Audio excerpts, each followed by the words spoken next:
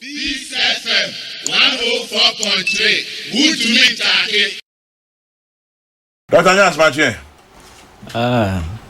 Chairman General, Michie Etiefo nyina. Etiefo Joso. Ejosopa, that's so feedback. That's say o share boss Monday morning no baba. I know it's a tough job, but thank you for making time. I'm privileged and pleased to be here.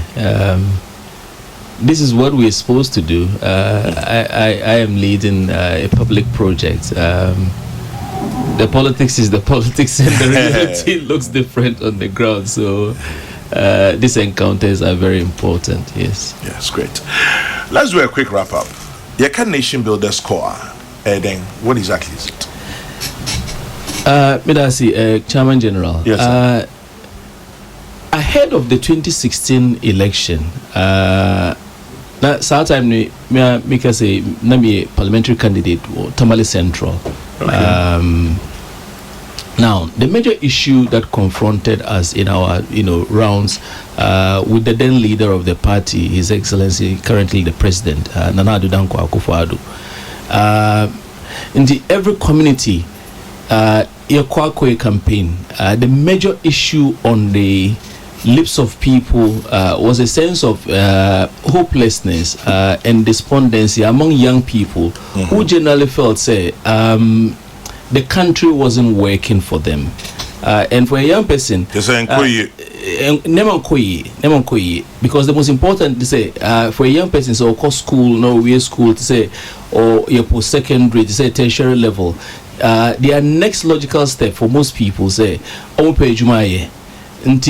say economy no neman koyi na omuntimi ne juma omutina fit say 6 years and now 4 years and now 5 years omuntimi ne juma. It creates a sense of despondency. In fact, in a lot of countries, it heightens a sense of insecurity among fellow citizens, because you don't want your very well-educated folk not finding things to do. When I say studio, because I'm an avid listener to this to Peace FM. Yeah, that's it. Time and again, you have reviewed cases of young people traveling, making dangerous trips out of this country. Say during those times, crossing the Red Sea, and then all those Sahara dangerous Desert. things, crossing the Sahara Desert, in certain cases, very unfortunate things have happened. We've all heard of colleagues who have lost their lives as a result of such dangerous trips. Inti sani wani nyina ne adia na enye papa. His Excellency the President, once we had the mandate, and God blessed him to lead the country. After the 2016 election, one of the major things on his mind was to make sure, we deal with this problem in a very comprehensive way, especially the cohort of our citizens who were educated beyond secondary, post-secondary level to tertiary level in huge numbers, but not finding clearly their way in life. And that gave birth to a program called the Nation Builders Corps. I say May 2018, on May Day 2018, His Excellency the President at Kwame Nkrumah University of Science and Technology launched this brilliant scheme on Workers' Day, International Labour Day, to signal that 100,000 opportunities was going to be given, in fact, to make a big dent on this massive problem that we had as a country. And the things then, I'm sure that for a lot of people who have followed what has happened, a portal was opened, to take applications from all qualified citizens of the Republic of Ghana who were educated beyond secondary and had tertiary level education and had some diploma or had a higher national diploma or had a degree. And in fact, Chairman General, yes, sir. I was, well, I don't know if I have to be pleasantly surprised, but I was surprised at my encounter at AMA. I will just digress a bit. On Friday, after I left the studio, during the trainee experiences, an MBA holder stood up to give an account of how long it took him to find work, and was sat in the midst of people who for example, had similar experiences. But he just had to find MBA. He had to just go to school and continue going to school because he didn't know what to do. And I'm sure say, TSR stories because in him, a lot of people in our relationships or families or friendship networks who continue to go to school endlessly because they don't know what to do next. The next steps are never clearly defined. And this was what gave birth to the Nation Builders Course. So have 100,000 opportunities was given to all Ghanaians. Didn't matter where you were, your origin, your ethnic background, your political ideology, whatever philosophy you shared. This was something that was offered to every citizen of the Republic. And at the end of the process, and I think that because this is all you need to know about NABCO session this morning on Peace FM, numbers here. The first thing I would say is that people usually question, how did you know that if you give 100,000 opportunities, it will solve the unemployment problem among graduates?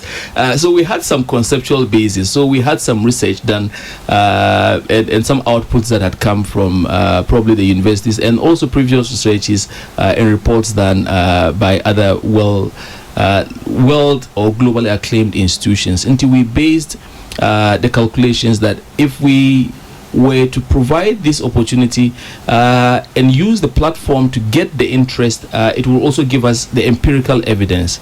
And the empirical evidence we got was at the close of applications after a month, 175,000 people had signed up to try and then join the Builders Corps. 175,000 plus people, with only 146,968 completing the application.